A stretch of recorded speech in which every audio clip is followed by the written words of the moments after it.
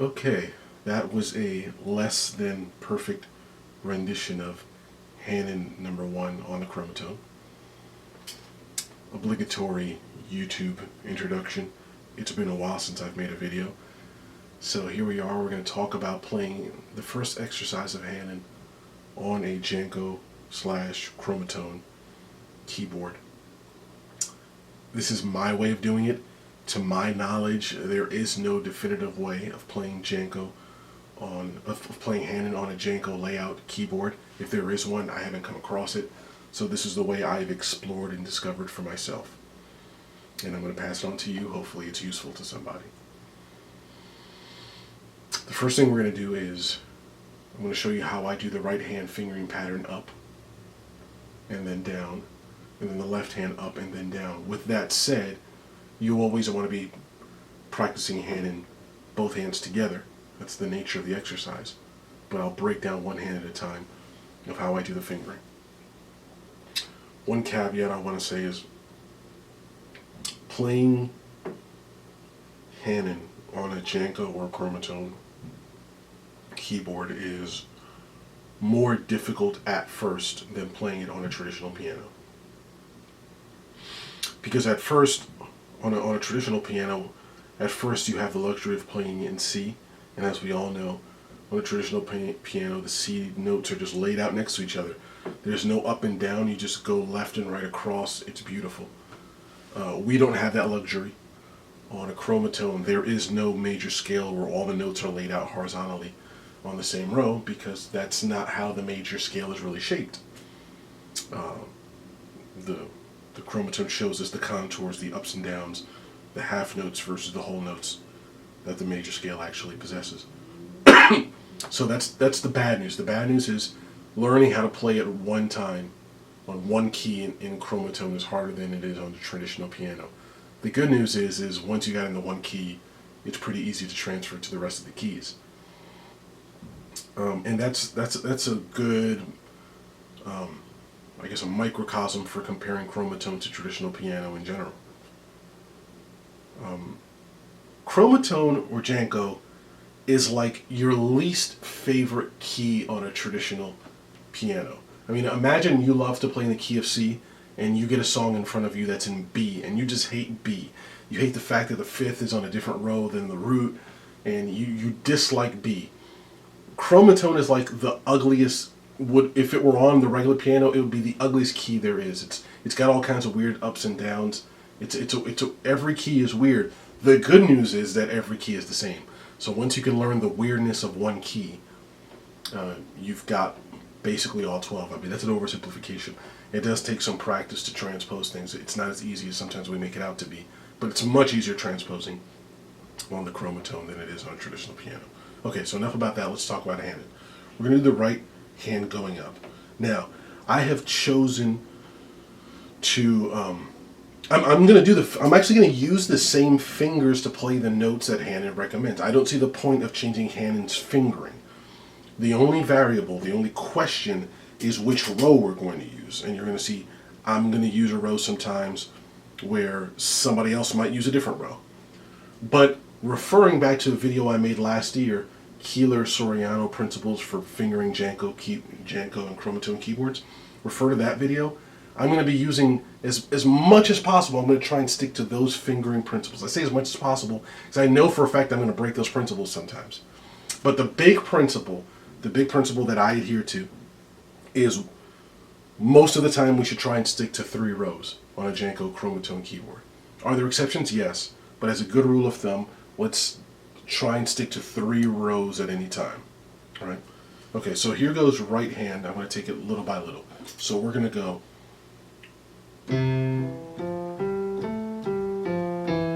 Right, so thumb, or finger 1, 2, see we're skipping over D, and we're going right to E. So this is the stretch. Caveat, right? Or I should take, here's a note, I should say, not a caveat. A note is every Hanon exercise is designed to give you a stretch somewhere between your fingers. And the first exercise, Hanon 1, is designed to teach you a very simple stretch, which is from C to E between the first and the second fingers. So we're going first finger, second finger on E, third finger on F, fourth finger on G, fifth finger on A, right? 1, 2, 3, 4, 5. And being hit in number 1, it's easy just to go right back. 4, 3, 2. Now the difference is, instead of coming back to the root, we're coming back to C with the thumb. We're coming down on D. We're moving up 1 of the scale. So there. Now, believe it or not, that's the hard part. The beauty of the Hanon exercises is once you move up a tone, the fingering stays the same for the rest of the exercise, at least for the first exercises, right? So we're going 1, 2, 3, 4, 5, 4, 3, 2, 1 again, but on the next note up, which is D. Same thing here. We're going to go 2, but we're going to start on F. 2, 3, 4, 5, 4, 3, 2. Again, thumb is going to go on E. Right? So E. At this point, I'm not even going to say the numbers of the fingers anymore because it doesn't change until we go all the way up and then turn back around. So 3. So E, G, A, B. Now I'm choosing to go down for C. So somebody else could go up. I don't like having my pinky going up like that. I'm going down. So E, G, A, B, C, B, A, G, F, A, B, C, D, C, B, A, G. So if you look at it, we're going to kind of, for now, we're going to curl underneath this D flat and this E. Don't get too used to that because pretty soon it's going to become more comfortable to go over that. But for now, we're going under it. So from the very top.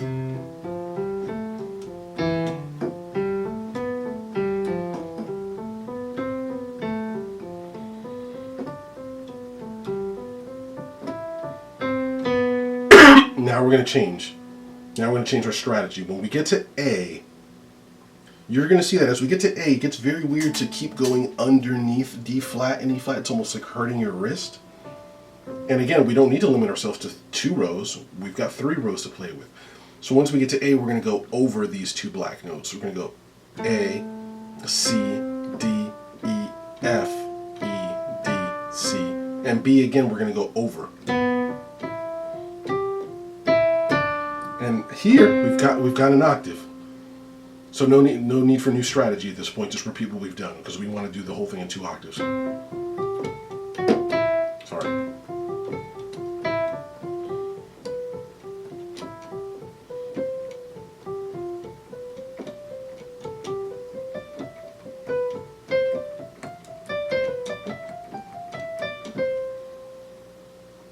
No, instead of going into the left hand, instead of going down again, let's go into the left hand. Because we really want to be thinking right hand, left hand together. So let's do the same thing in the left hand, starting way down at the lowest C on the chromatone. We're doing the opposite now, finger-wise. We're starting with the smallest finger and working up. So we're starting with 5. So here we go. 5, 4, right? 5 on C, 4 on E, 3 on F, 2 on G, 1 on A. Okay, so remember at the beginning, a little while ago, I said each Hanon exercise is designed to teach you some kind of stretch, some kind of, it's pushing your technique at some point. What this is doing is this is pushing you to stretch, and not a very long stretch, between C and E. You're skipping a note, there's no finger in there. You're going 5, 4. It's not a big stretch. Some people with some small hands have a little bit of trouble with it, but I think just about all of us can do this with some practice. So C, E, F, G, A, G, F, E. Same thing as over here. Instead of starting with the new sequence here, we're doing it here on D. D, F, G, A, B. You see how we're going over these black notes here?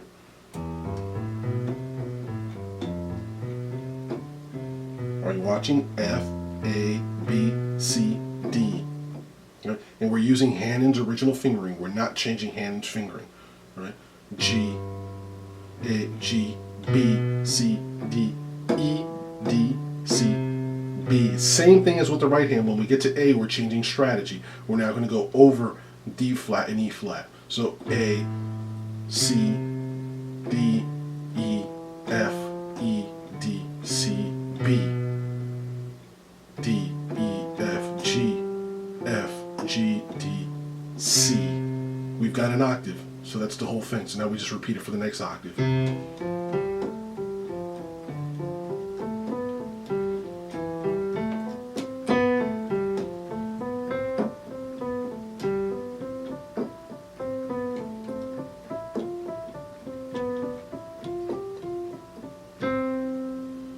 Beautiful. Now, let's try and put that together, both hands, right? Now, the way I've constructed my style of playing is I always want to be going in a kind of an upward as far as, not as far as pitch, but upwards in terms of these roads. I always want to be going upward with both hands together and downward with both hands together. I don't like doing this sort of thing. I'm just not coordinated enough. So same thing here. We're going to go.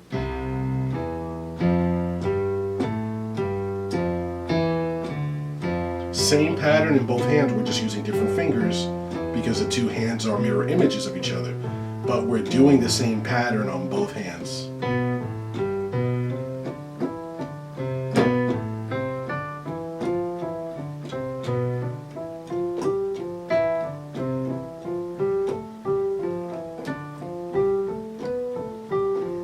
And you shouldn't be doing it this fast if you're just learning it. I mean, you probably can't do it this fast yet. This isn't even fast. I mean, in the very beginning, you need to be doing it like,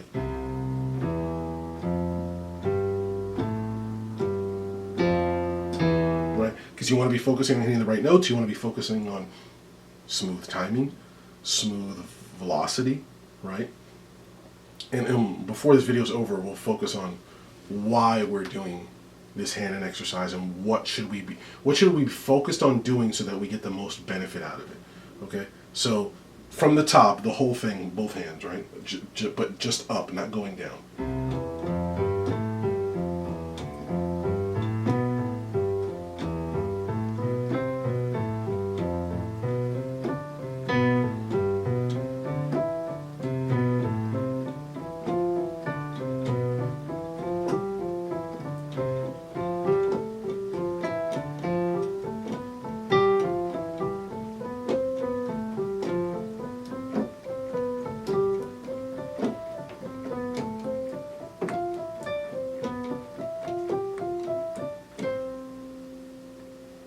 So that's up.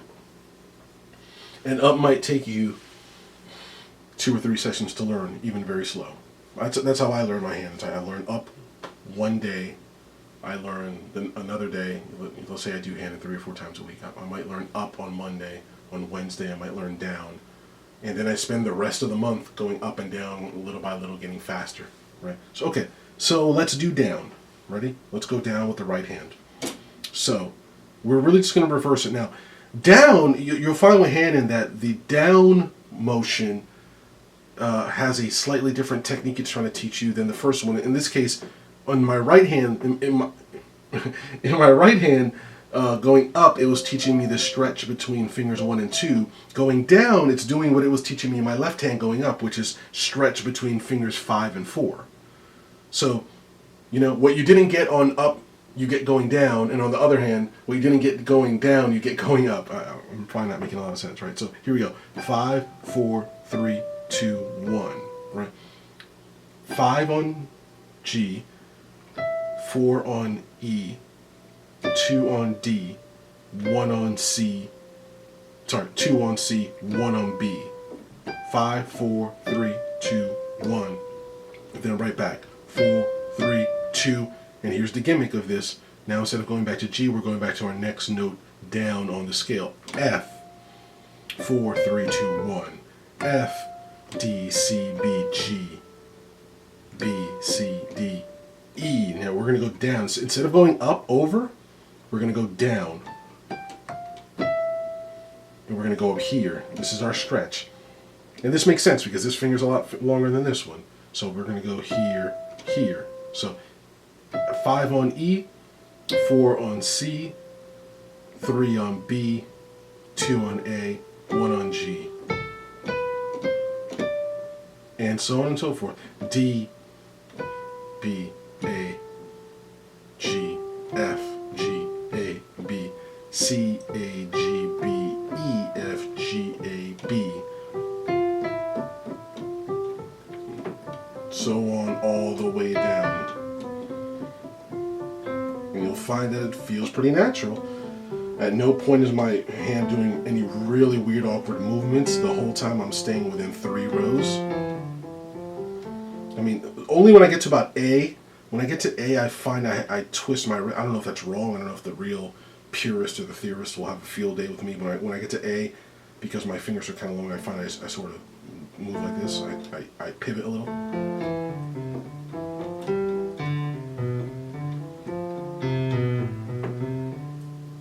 I went too far actually here. So that's right hand going down. Let's do the left hand going down. Starting with the thumb on G.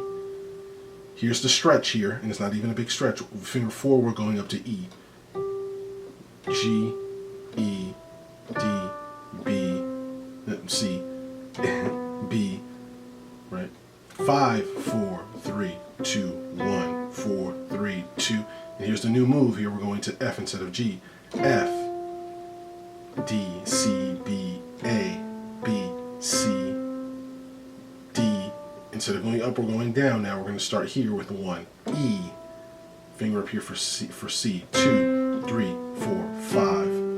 4, 3, 2, 1. 4, 3, 2, 1. No, 5. No, 1, 2, 3, 4, 5. 4, 3, 2, 1. 3, 4, 5. 4, 3, 2, 1. Same thing here. We're going to go underneath here, but when we get to A, right? This one actually keeps going, doesn't it?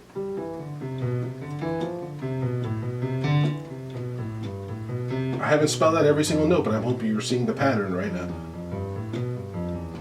You all are intelligent. You can figure out what I'm doing.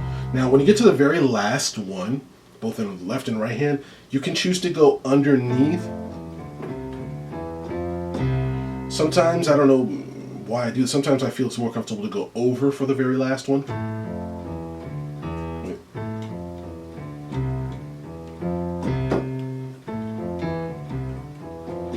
Or underneath. Whichever you prefer. I do it both ways. On the very last one. Okay, so let's look at both hands together for the whole thing, right? We're starting with G up here.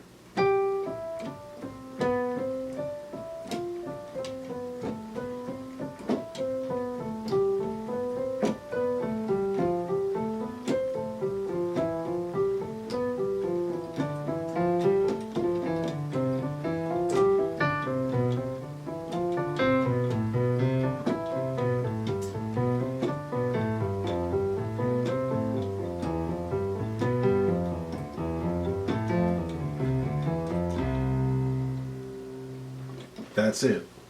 Now, let's talk of, I've got a few notes here about best practices for Hanon, right? Traditionally, Hanon is done fingers long, raised high. Now, I've been accused of curling up my fingers a little bit too much. Some will say that my 3-row technique causes me to scrunch up too much. That may be. I'm not entirely sure that long finger playing is superior to curled up finger playing, but I want to honor the exercise the way Hanon designed it. So when I do Hanon, I do strive as much as it is possible for me. I tend to curl up, but as much as it is possible, I really do strive to fingers long, right? And I find that to do that, my tendency is to kind of push up on the keyboard. I want to pull back so that my fingers are extended, right?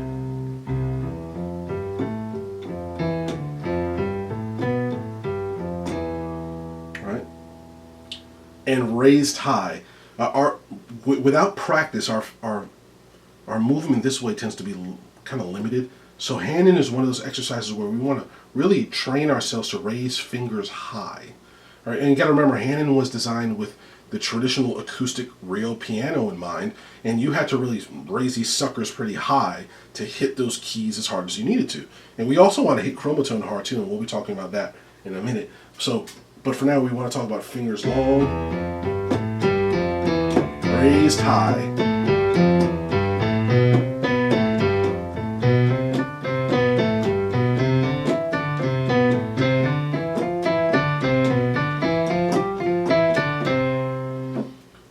You want a motion that's kind of like this. Bop, bop, bop, bop. you want that stretch between your fingers to expand. Like you might be just used to going like this. No, you want this kind of action going. That's how you train your fingers. The other thing is you definitely want to be doing this without a metronome. I've been doing it without a metronome just for the sake of this video, because having a tick tick ticking in the background can get really obnoxious on a video.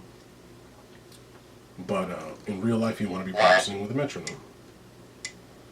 Right? You might want to start with 60 beats per minute. As a matter of fact, actually, when I'm learning a new Janko, a new Hanon, I start with 40, which is really deathly slow. But I'm just learning it, so.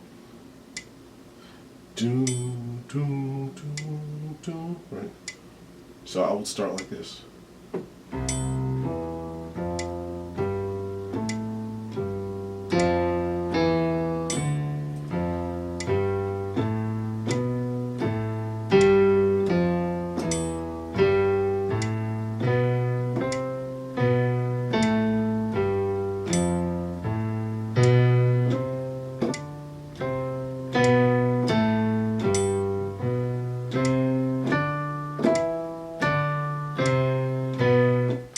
By the way, don't gloss over those slower tempos. Let's say you're a fast learner and you're like, no, I got this. I want to jump up to 80. I want to jump up to 100. Don't gloss over the slow tempos. I learn so much, whether it's an exercise like this or whether it's a jazz riff or whatever. Slow tempos is where I really get familiar with the thing. Slow tempos is where I really find the gimmick of the riff, where I really find what makes it swing, what really makes it, whatever. Whatever it is that makes it sound good, I usually find it at the lower tempos. And with Hanon, slow tempos are a place to really focus on your technique, right? You want to get those fingers raised high. I did it wrong right there.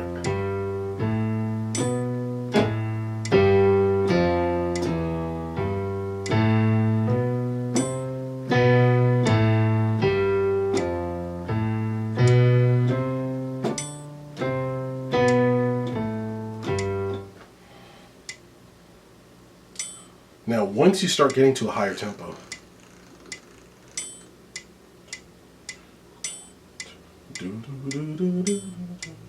that's not even, I mean, right there I'm doing it, I'm not even doing 16th notes, I'm doing half notes. So it's even, I should even go faster than that. But anyway, once you get fast, a technique I've been using for most of this year is a jazz technique, which is to only use the metronome on the backbeat, and I find that helps my timing. So let's say I want to do 90.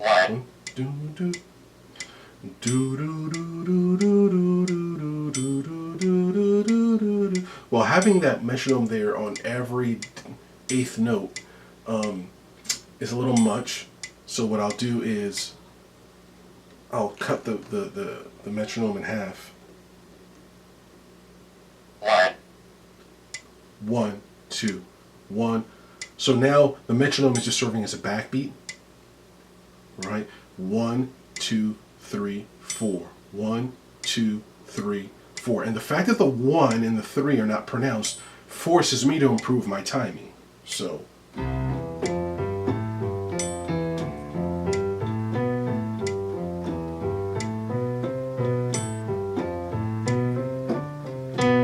See how it's a little harder?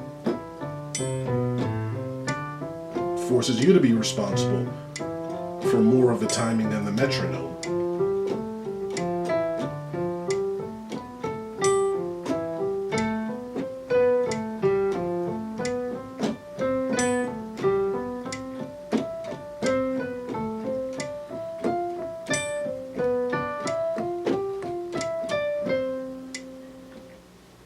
Something about having metronome on backbeat helps one swing better.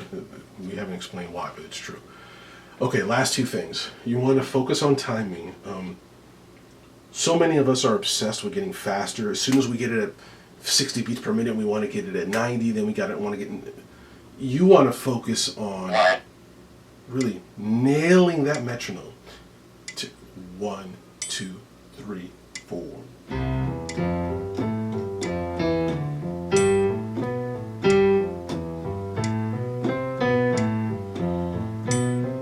Forget about speed. You want rock solid timing.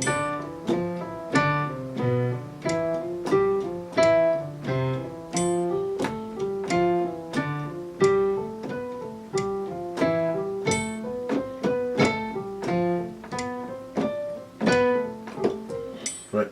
Lots of people want rapid fire notes. I don't want to be a I don't want to be a fast player. I want to be a funky player. I want to, even just doing something that's not particularly musical like Hanon, I want to play it in a musical, solid, rhythmic way so that people want to dance. That's so much more important to me than being fast. And the last thing, and maybe last thing I want to say is Hanon is a great place to focus on your finger strength. As a matter of fact, these Hanon exercises were designed to develop the finger strength of the pianist. Remember, Hanon was designed to be played on a traditional acoustic piano where you really needed to raise those fingers up really high in order to pound on the keys to get sound. But that doesn't mean that's not a challenge for us who play electronic keyboards. We also need finger strength as well.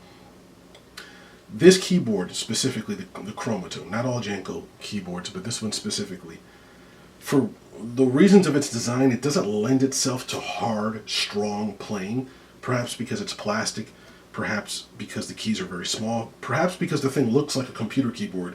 We tend to kind of push the keys and kind of mush our way through, when really we need to get past that and develop the courage to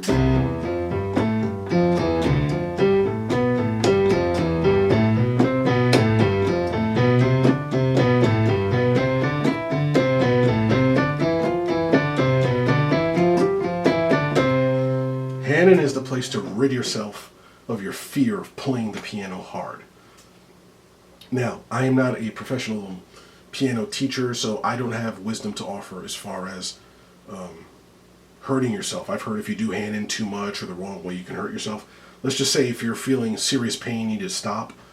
With that said, as you're learning Hanon and you find that you've gone through it once or twice and somewhere around the second time your fingers are starting to hurt or get a little bit tired, I would say push through tired. Push through a little bit of discomfort or pain, because that's how you're going to develop your finger strength. I'm not saying, I mean, if you get a scorching pain down the side of your arm, please stop. But for me, Hanon was the place. Now, I've only been doing it for a year, but by doing Hanon and by doing montunos, that's where I got my thing where instead of after just 5 or 10 minutes, my fingers and my arms will get tired. This is where I've become more a player who can play 30, 40, 50 minutes, because this develops not just finger strength, but finger endurance.